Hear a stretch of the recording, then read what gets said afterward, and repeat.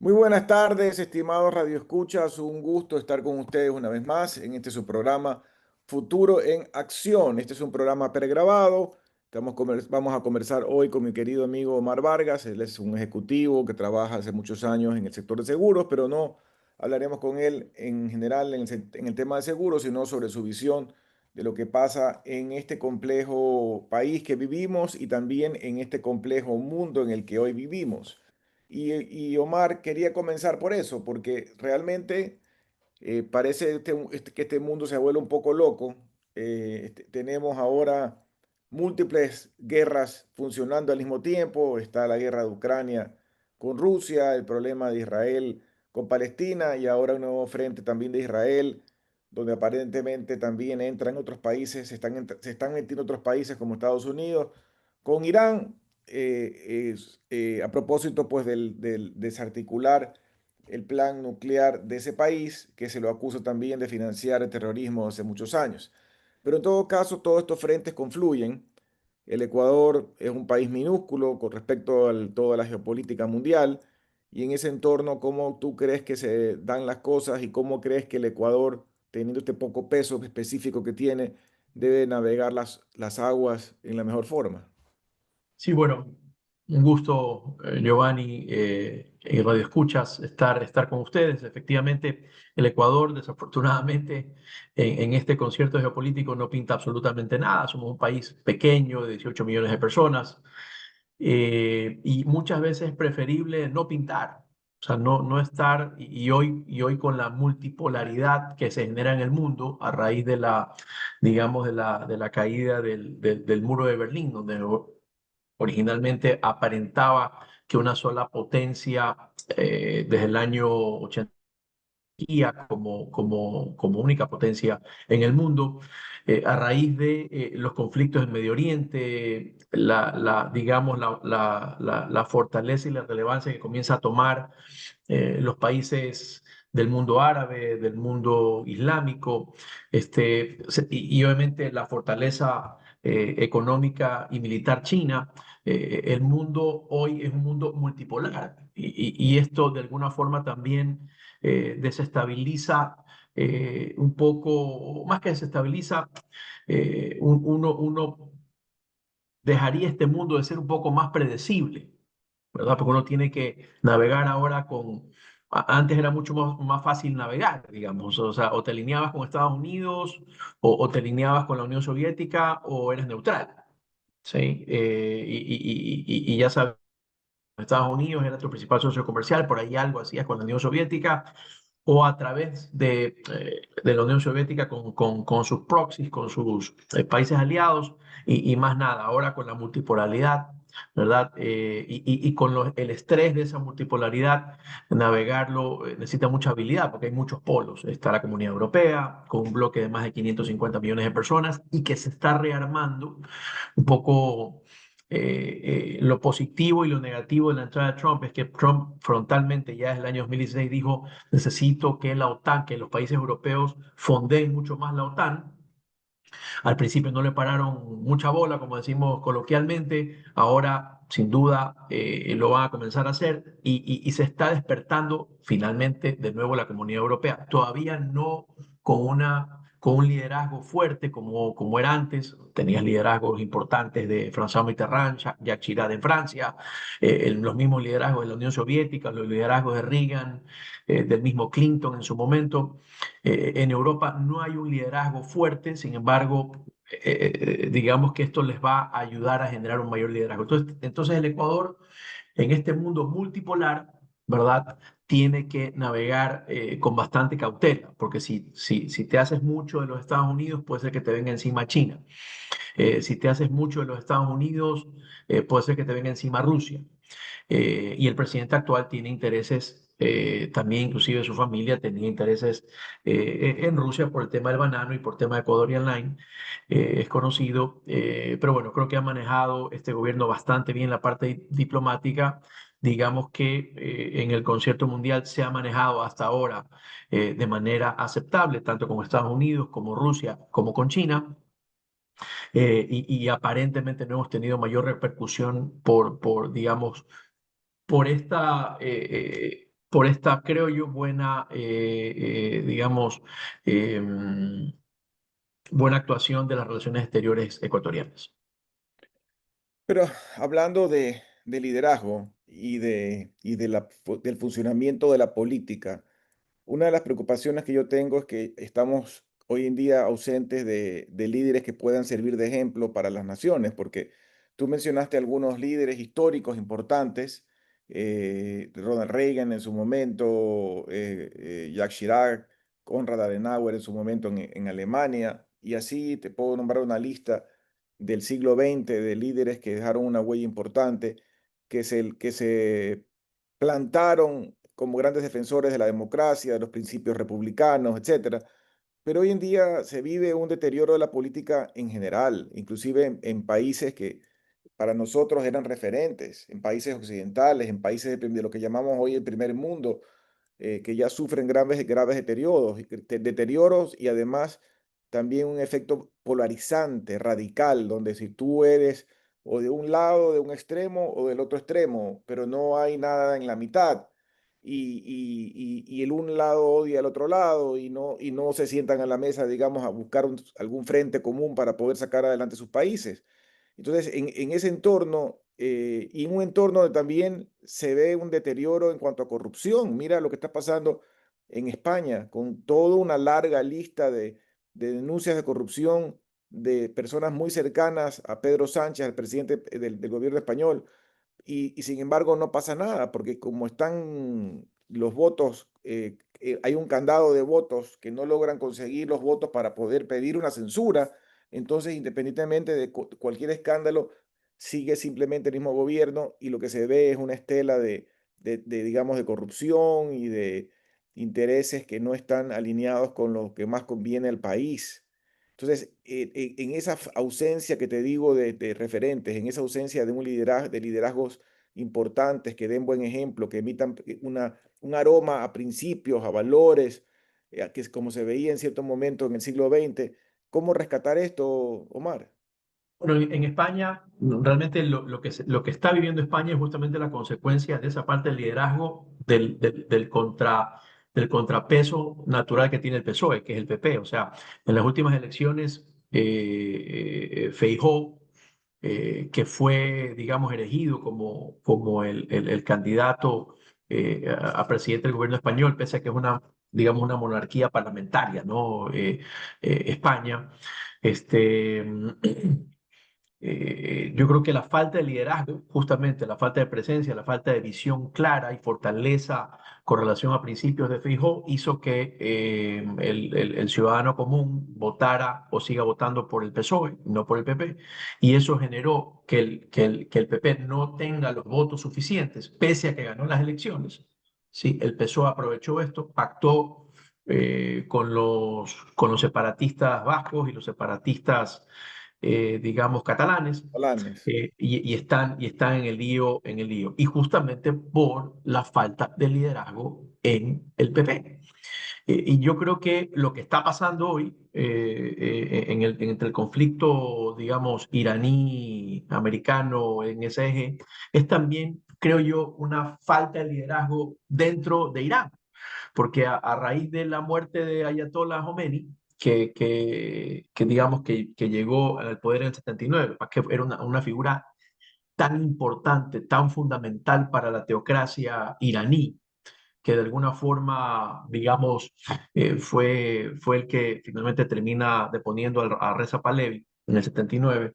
A la muerte de Khomeini no existen, digamos, también figuras de liderazgo muy fuertes en Irán y pierden, creo yo, su norte. O sea, al final del día Irán se convierte, como llaman los gringos, en el bully del Medio Oriente, ¿verdad? Financiando guerras proxies o revoluciones proxies en Irán, en Siria, en el mismo conflicto, digamos, palestino, libanés, israelita, y creo yo que justamente por ese liderazgo o ese vacío de liderazgo en Irán pasa lo que está pasando. O sea, en Irán, digamos, un poco entrando a esa materia, hay que tener en cuenta algunas fechas fundamentales, porque Irán, antes de ser Irán, era el imperio persa. Y para bien o para mal, para mí una de las fechas claves digamos, en el desarrollo del imperio persa, luego iraní, fue en 1908, en mayo, cuando los ingleses descubren petróleo en Irán. O sea, acordémonos que los ingleses estaban descubriendo petróleo en todo el mundo, hasta en el Ecuador. ¿Sí? O sea, aquí llegó la Anglo a principios del siglo XX, descubrió petróleo en la península y el Ecuador fue otro.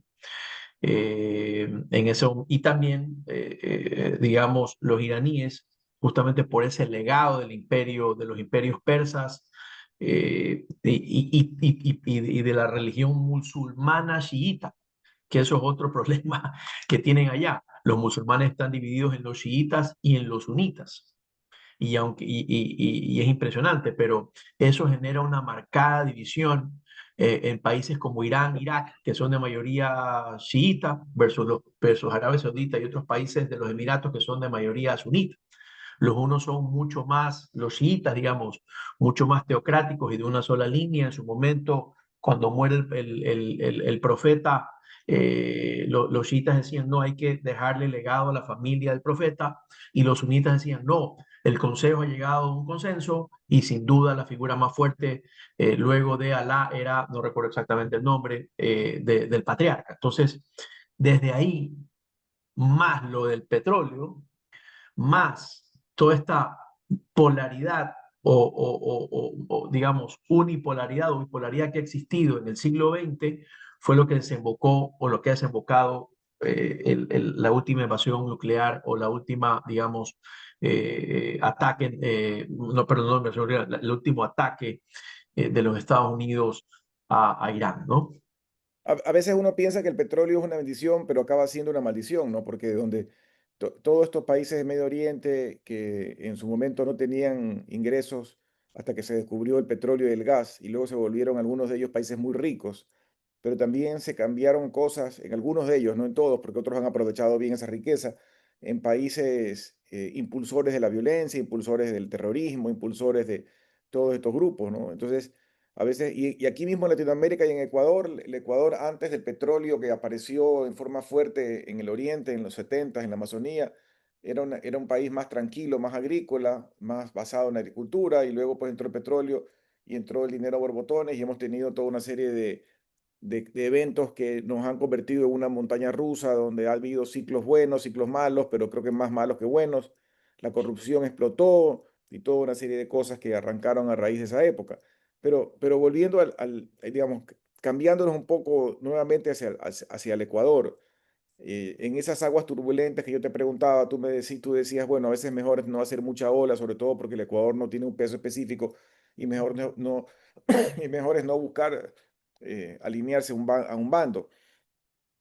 Pero también en el mundo que vivimos hoy, Omar, el tema de la apreciación con respecto al comercio ha cambiado. Curiosamente, países que antes eran los que tenían la bandera de lucha de libre comercio, de la libertad económica, hoy en día están proclamando el proteccionismo. Ecuador requiere firmar más acuerdos comerciales y la visión en la que siempre hemos visto que un país pequeño como el Ecuador requiere la búsqueda de nuevos mercados para poder crecer, para poder exportar más, para generar empleo. Y solo tenemos, digamos, el gran acuerdo comercial firmado fue el que se hizo hacia finales del gobierno de Correa y de la Unión Europea. Luego ha habido una serie de acuerdos pequeños.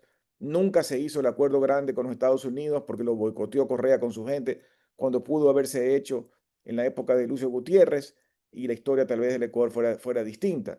Pero lo cierto es que una de las grandes preguntas que te hago es, bueno, ¿y qué va a pasar con respecto al comercio?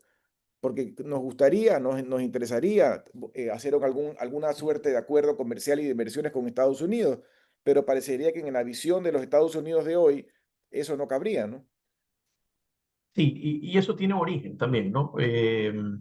Digamos que lo que estamos viviendo hoy en la época, en la segunda época de Trump, ahora un gobierno mucho más consolidado y mucho más fuerte, con una presencia justamente de liderazgo, llenando ese vacío de poder que ha tenido, o ese vacío de liderazgo que ha tenido los Estados Unidos de los últimos años, a raíz justamente de la caída del muro de Berlín entre el 90 y el el 11 de septiembre del 2001, importante esa fecha, ¿sí? Los Estados Unidos, digamos, eh, quiere de alguna forma, y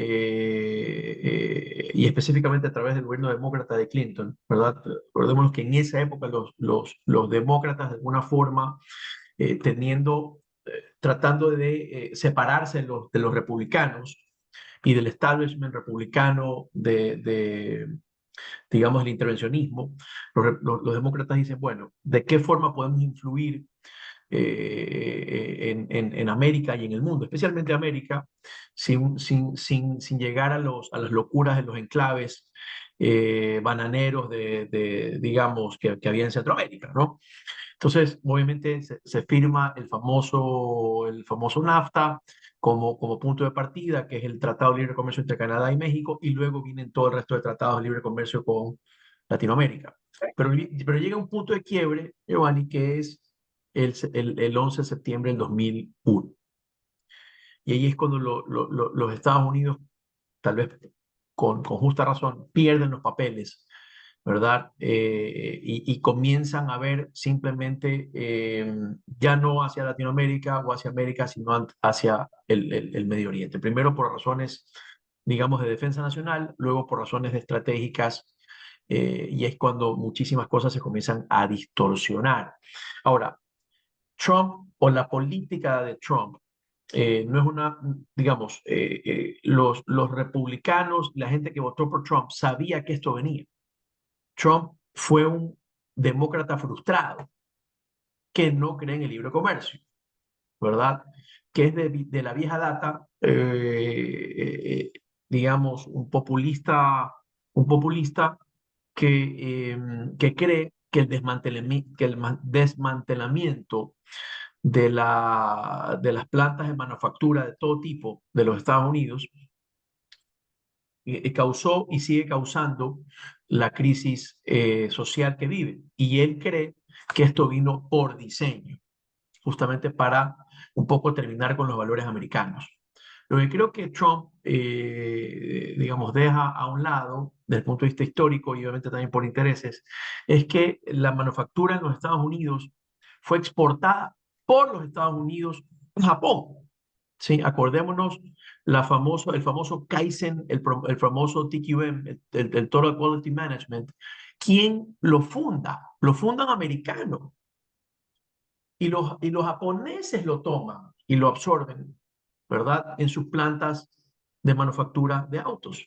En Y Toyota, ahí es donde se catapulta la calidad de los autos la calidad de los autos japoneses que Entonces, supera a los americanos, ¿no? pero por supuesto, pero las ideas del TQM, ¿de dónde nacen? De los Estados Unidos.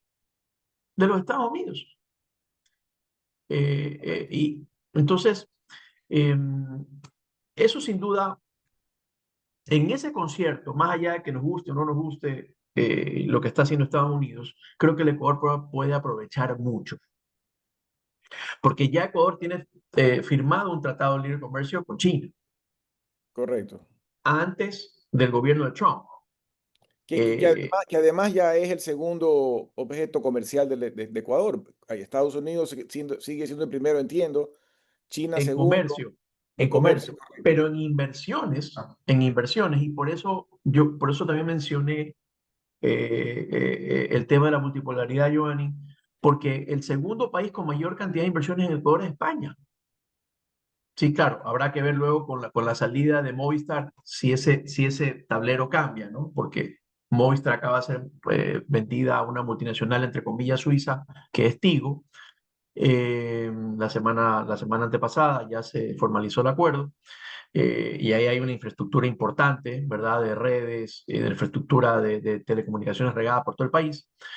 Pero más allá de eso, hay un parque eólico en Loja que acaba de ser adjudicado a una compañía española que se llama Cobra. Es una inversión de más de 250 millones de dólares, con lo que digamos que las inversiones españolas van a seguir llegando, Dios permita, al Ecuador. Entonces, el Ecuador, como hábilmente también Perú lo ha hecho, ¿sí? Más bien lo que nos ha faltado es preparar, ¿verdad? Las leyes, preparar el clima interno para recibir mucha más inversión. Yo creo que el problema del Ecuador no es externo.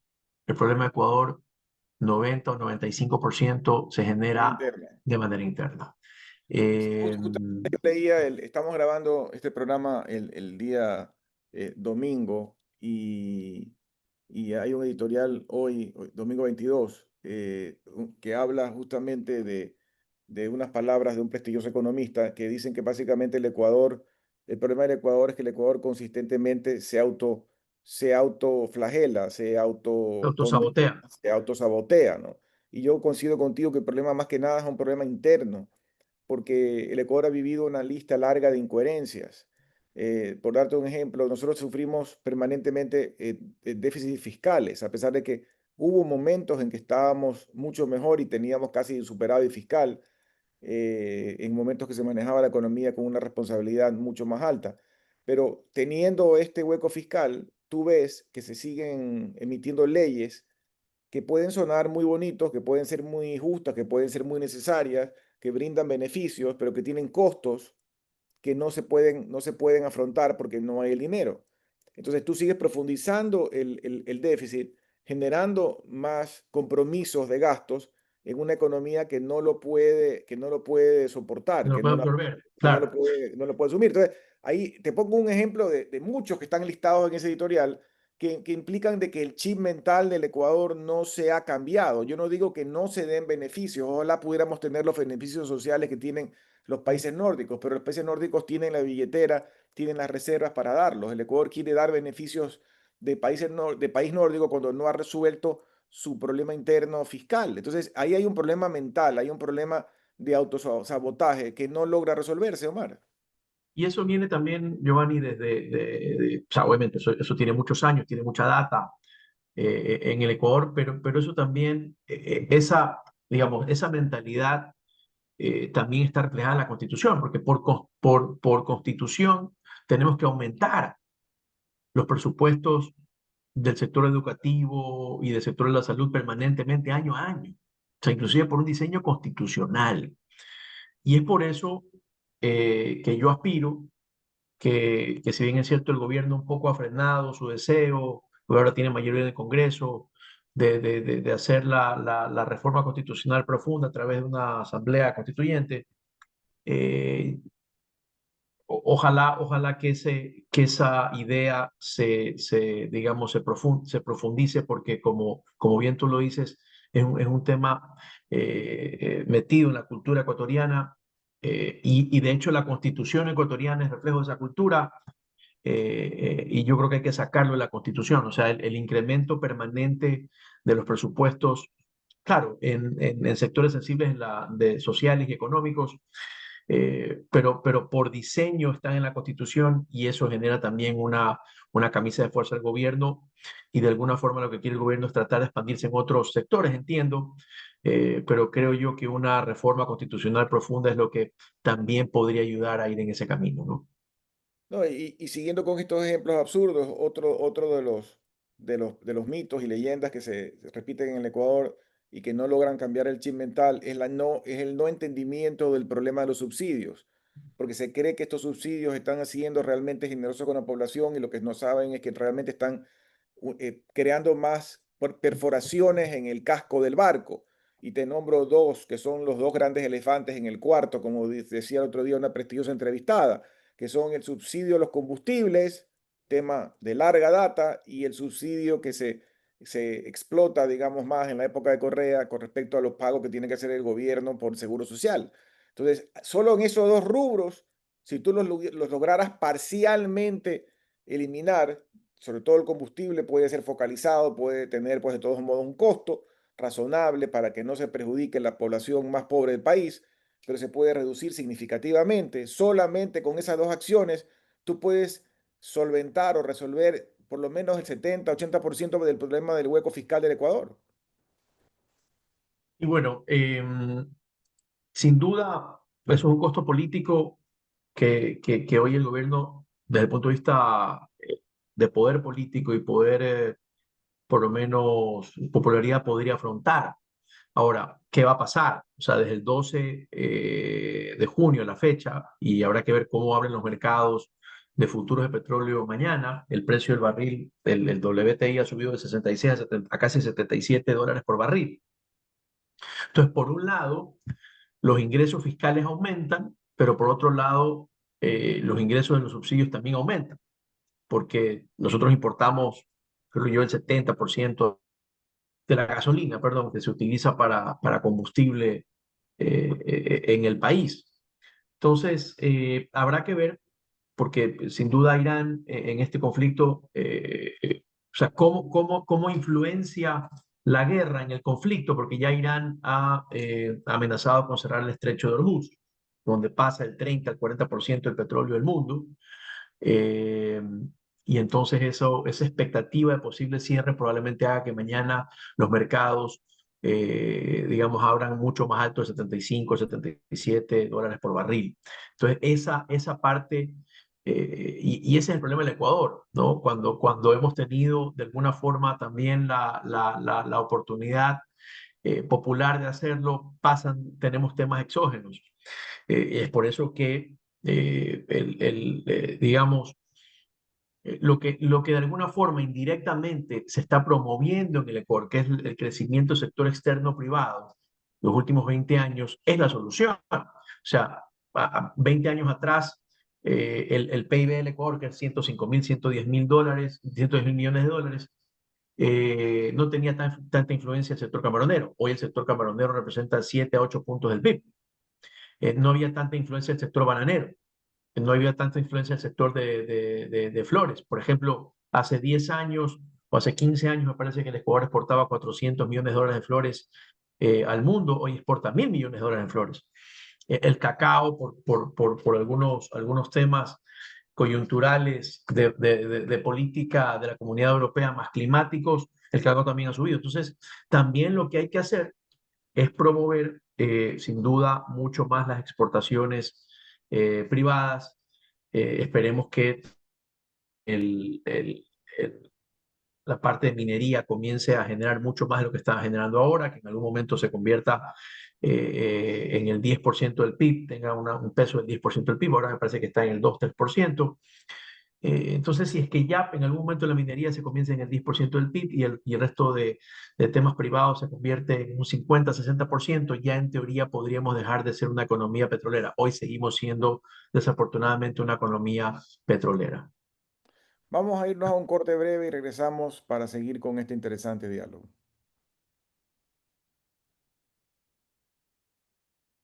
Gracias por regresar con nosotros a este su programa Futuro en Acción. Para las personas que recién se conectan, estamos conversando con Omar Vargas, empresario vinculado al sector de seguros, además analista económico y político, con quien hemos venido conversando sobre su visión de lo que pasa no solamente en el Ecuador, sino en el mundo y en la región. Omar, uno de los grandes eh, problemas de la humanidad hoy es la creciente inseguridad. Ya hemos hablado sobre la guerra, pero también hay un problema de guerras internas en los países porque la inseguridad, la criminalidad sube en muchos países que inclusive eran considerados seguros. Y el Ecuador, por ejemplo, que era considerado en un momento dado en nuestra historia ser una isla de paz con respecto a lo que pasaba en Perú y Colombia, hoy en día somos un infierno. Las causas son múltiples.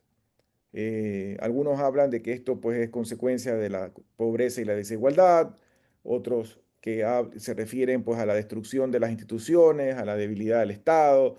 Hay una serie de cosas, pero en mi criterio personal, uno de los grandes problemas fue esta especie de invasión de grupos multinacionales de crimen organizado que se establecieron hace algunos años en el Ecuador y que han ido sembrando sus raíces profundamente, las han ido penetrando a lo largo de toda la patria, inclusive contaminando instituciones, contaminando sector público, privado, policía, etcétera. Y esto va a ser muy, muy difícil de erradicar. Pero lo cierto es que esto no es un problema del Ecuador, es un problema mundial. La droga es un problema mundial y yo no acabo de entender la hipocresía con la cual se vive en este mundo, porque por un lado hay una gran inversión que se da a nivel de combatir el narcotráfico, se compran armamento, helicópteros, lanchas, se supervigila los mares para tratar de de interceptar pues hasta submarinos que tienen a veces los narcos, pero por otro lado el consumo parece que no da tregua en el mundo, especialmente en el primer mundo, en Europa, Estados Unidos, Canadá y demás, el consumo no se detiene. No veo la correspondiente acción dentro de esos países para frenar el consumo, para educar a la juventud sobre sus riesgos, para alejar a la juventud de todo lo que significa la adicción. Y en ese plano, los que más perjudicados somos estos países como el Ecuador, que hoy en día han sido prácticamente tomados como rehén por muchos de estos grupos de delincuencia organizada. Entonces, en esa lógica, que hoy en día somos uno de los países más violentos del mundo, con la mayor cantidad de homicidios del mundo, ¿cómo establecer un trabajo multinacional también? ¿Cómo establecer que no solamente vengan y nos donen cuatro chalequitos por ahí, unos carritos o algo, sino que realmente tiene que haber un compromiso mucho más fuerte internacional para poder, no se va a poder eliminar, pero por lo menos reducir sustancialmente el peso de estas mafias? Creo ¿qué es lo que yo creo que se va a grabar o se está grabando, Giovanni? Que el peso de las exportaciones de cocaína desde el Ecuador hacia Europa de alguna forma está bajando, o a Estados Unidos también de lo que era antes. Si bien es cierto, Ecuador es el principal exportador de cocaína a Europa, ¿sí? Y los puertos de entrada, sin duda, son, entiendo, Holanda y Bélgica. Este, pero claro, hoy con el fentanilo, ¿sí? Y otras drogas que ya se producen, En inclusive laboratorio. las drogas sintéticas, ¿verdad? Ese peso está bajando. ¿En qué dimensión? Realmente no la conozco. Entiendo que en Estados Unidos mucho más que en Europa. Y podemos profundizar ahí en lo que está pasando con Europa y las mafias. Pero ¿qué ocurre? Esto es la suma de todo. O sea, al final del día no existe una causa que de alguna forma ocasionó todo esto. Fueron una suma de causas y este problema ha estado ahí. O sea, no es porque el Ecuador, digamos, es el centro de distribución más importante de la región del mundo, es que la droga de repente la cocaína ha endeudado a Europa. No, no, o sea, la cocaína estaba demandada por los europeos. Y Ecuador o las mafias que estaban en Ecuador o que están en Ecuador aprovecharon justamente esa demanda para ser el centro logístico del mundo de la cocaína. El tema es que nosotros permitimos que eso ocurra. O sea, la pobreza que existía antes de la dolarización era 10 veces más grave de lo que es ahora. O sea, eh, la pobreza desafortunadamente en el Ecuador toda la vida ha existido y antes había miseria. De hecho, fíjate un dato interesante, yo que estoy también metido un poco en el sector financiero, cada día los bancos que otorgan microcréditos, los bancos extranjeros que otorgan microcréditos a través digamos, el sistema este de los bancos comunales de mujeres que fundó este indio Yunus, ¿verdad? Que fue premio Nobel de la Paz, me parece. Este, Estos modelos ya han salido inclusive del Ecuador porque el Ecuador ha salido del umbral de la miseria y hay otros países, ¿verdad? Que estas fundaciones ya están atendiendo con este modelo. Claro, estos bancos de inversión o estas fundaciones, estos bancos comunitarios o estas fundaciones europeas o de Estados Unidos se han ido a otro lado, pero dejaron una semilla. Las cooperativas de alguna forma también han ido metiéndose en ese segmento, pero el Ecuador sin duda ha evolucionado de manera positiva de lo que había antes, de lo que hay ahora Claro, con relación al tema de la pobreza. por eso yo, perdón que te interrumpa, pero por eso yo discrepo cuando la gente dice que la causa de de la problemática actual de la violencia en el Ecuador y la inseguridad sea necesariamente la desigualdad y la pobreza, porque el Ecuador siempre ha sido pobre, siempre ha sido desigual y más bien ha ido evolucionando para bien la renta per cápita en el Ecuador. Entonces yo creo que las causas son otras, Y las que claro, y detonaron hoy, esta explosión de violencia, ¿no? y por qué yo menciono lo del fentanilo, porque en años anteriores, digamos que la violencia se focalizaba a las penitenciarías y a la guerra entre mafias. ¿sí? Pero hoy la violencia se ha generalizado Así es. porque, porque toda esta gente que vive alrededor de la delincuencia, especialmente que nació por el tráfico de estupefacientes, hoy, como ha bajado la demanda, también, digamos, tienen que ocuparse en otras cosas. Y también han subido la cantidad de operativos y de incautaciones por parte del gobierno, de capturas de droga por parte del gobierno. Entonces se tienen que dedicar a otras cosas, ya que se dedican a la extorsión y a la vacunación, digamos, ¿no? Entre otros secuestros, etcétera. Entonces, sin duda es una situación compleja. Yo personalmente no soy un experto en seguridad, no conozco todo el mundo dice, bueno, podríamos homologar o emular lo que ha hecho Bukele en El Salvador. Lo que pasa es que en El Salvador la situación era completamente distinta. Si bien es cierto, el 80% del país prácticamente estaba vacunado por las maras, pero estaba enfocado en dos o tres grupos delincuenciales de mini o de microtráfico o de mini extorsión o de microextorsión. Allá fue mucho más fácil eliminar, entre comillas, no la raíz del problema, pero por lo menos una de sus causas.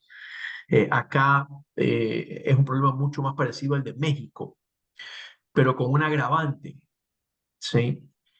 El agravante es que allá la clase media mexicana es gigante y la clase alta mexicana también es importante. Y tú no ves pues que la clase media mexicana está migrando de México. ¿Quiénes son los que migran de México hacia los Estados Unidos y otros países? Los campesinos, los obreros, digamos el pueblo mexicano, la clase baja mexicana, la clase obrera mexicana es la que va a los Estados Unidos. La clase media no sale de México. Porque, digamos, la violencia se ha focalizado en algunas zonas y ciudades, inclusive en el tema político, pero la gran clase media mexicana no ha sido afectada por esta violencia, o de alguna forma ya se ha habituado. Y sí, Pero también, y sí, claro. pero también en México, de lo que yo conozco, la violencia extrema está focalizada, enfocada en ciertas zonas puntuales, ¿no? En un cierto momento fue Sinaloa, pero en ciudades grandes donde sí hay criminalidad, no lo niego. Y, o sea, eh, ¿qué me preocupa del Ecuador? Que lleguemos a un punto eh, que fíjate que igual terminó siendo un punto, entre comillas, de salvable al punto de lo que llegó a ser Medellín. A eso realmente me preocupa. O sea, que exista un tanto poder de parte de estas mafias que quieran volarse un avión, pero es que como Pablo Escobar pero es que se voló un avión de Avianca. las mafias en el Ecuador, ya sea vinculadas al narcotráfico o a otros negocios conexos, ya tiene poder sobre el territorio. Es decir, hay zonas, mira el ejemplo de la minería informal. Hay zonas geográficas del Ecuador donde no puede entrar la autoridad porque están controlados bajo estas mafias que usurpan y se roban los minerales, especialmente el oro, a vista y paciencia de la población. Esto es un tema visible, inclusive desde el aire. Han destruido hectáreas, enorme cantidad de hectáreas en el país en diferentes puntos de ataque de esa minería ilegal. Están, digamos, flagrantemente violando no una, sino varias leyes, inclusive ambientales, porque están contaminando fuentes de agua con metales pesados que son cancerígenos y tóxicos para para la salud humana, y simplemente nadie los para. Nadie los para. Y aquí y en ciudades como Guayaquil, el control de ciertos territorios es, digamos, controlan más ciertos territorios estos grupos, estos GDOs, que la misma autoridad local, que el mismo municipio. Entonces, me contaba alguien que en ciertas zonas la regulación de basura ya no dejan que entre Puerto Limpio, sino que ellos son los que recogen la basura y cobran a la población por cada funda retirada, y me imagino que luego le tirarán ahí la basura para que se la lleven a algún punto de recolección Puerto Limpio. Pero esto parece de ciencia ficción, pero es una realidad cruda que se está viviendo. Entonces, retomar la institucionalidad, retomar la autoridad, retomar el monopolio de la fuerza, retomar el funcionamiento de lo público es es de prioridad nacional. Y yo no veo que la cosa sea evidentemente posible funcionar, resolver a corto plazo. Este gobierno ha hecho más que los Mira, anteriores, pero falta mucho todavía, Omar. mira, ¿por qué, a ver, por qué tal vez se ha focalizado mucho en México la violencia en otros puntos fuera de DF? Porque sin duda hay menos control, ¿verdad? Y yo creo que esto no va a ocurrir porque el gobierno, Giovanni, son 20 personas, ¿sí? Esto va a comenzar a ocurrir cuando comiencen a llegar estos grupos organizados a Quito y comiencen a afectar a la burocracia allá. Y de hecho ya está ocurriendo, ¿sí? O sea, ¿por qué? Y ese es parte de los problemas de los países hipercentralizados como el Ecuador, ¿sí? No existe policía municipal, no existe Guardia Nacional, ¿sí? No existe Guardia Provincial. Este, digamos que las cortes, si bien es cierto, existen cortes provinciales, pero responden a leyes nacionales, no a leyes provinciales, como existen en otros países. Entonces, claro, México DF es una ciudad de 8 millones de personas, más el Estado de México de 12 millones, pero en un solo sitio se conglomeran 20 millones de personas. Como esa violencia no ha llegado al corazón del DF y ha topado a congresistas dentro, entonces, ¿cuál es el tema? Esto va a llegar a Quito, Pero desafortunadamente. Ya está llegando a Quito, ya la violencia está llegando a Quito. Entonces, ¿qué es lo que ocurre para mí? El aparato burocrático impide también, porque o sea, las voluntades digan, hay que acompasarlas, acompañarlas con dinero, con recursos para poder atacar al corazón de la delincuencia organizada que está en Durán, ¿sí? O sea, cuyo centro de operaciones es Durán. Pero mira también hablando de centralización, Omar, a diferencia de lo que pasa en otros países, aquí la policía es centralizada. El municipio de Guayaquil está sufriendo enormemente con el problema de la violencia y la inseguridad porque hay una gran cantidad, porque no tienes que hacer ningún censo. Tú recorres las calles de Guayaquil, Garzota, Alborada, Urdesa, Miraflores, centro de Guayaquil, el casco central de Guayaquil, que cuando años atrás tú y yo caminábamos por trabajo por allí, era full de gente, full de comercio. Hoy en día una gran cantidad de locales a pie de calle están cerrados con letreros de se vende o se alquila. Entonces Guayaquil está siendo severamente alterada y perjudicada porque todos esos negocios cierran, la gente se queda sin empleo, los que pueden se van a centros comerciales, los que no pueden quiebran, los que pueden se mudan a lugares menos complicados todavía, como San Brondón o Daule, pero esto va creciendo. Entonces la ciudad debería de poder hacer algo. Obviamente el alcalde dice, bueno, yo no tengo la competencia de la seguridad, yo no tengo el manejo de la policía, yo no tengo el manejo de la Fuerza Armada, no tengo la facultad, sino simplemente de decir ayuden, ayuden, ayuden y no puedo hacer nada más. Pero tal vez algún mecanismo de descentralización debería haber para que cada ciudad también ponga su propio esfuerzo para poder combatir el problema porque las ciudades se están volviendo en ciudades fantasmas. Por eso yo vuelvo al punto, Giovanni, de la reforma constitucional. O sea, el gobierno en su momento tenía todo este impulso. Cuando ganó fuerza en la Asamblea dijo, no, vámonos por acá. Eso se ha dejado un poquito en el congelador. Pero es que yo creo que el gobierno no alcanza a ver la dimensión de la reforma. Y la reforma debería incluir lo que estamos discutiendo, que es la descentralización absoluta de la mayor cantidad de competencias, inclusive de la seguridad, para que se focalicen los recursos mucho más a las necesidades de las comunidades locales. Y yo creo que ese es parte también del problema. Por eso yo decía, esto es una suma de muchas cosas.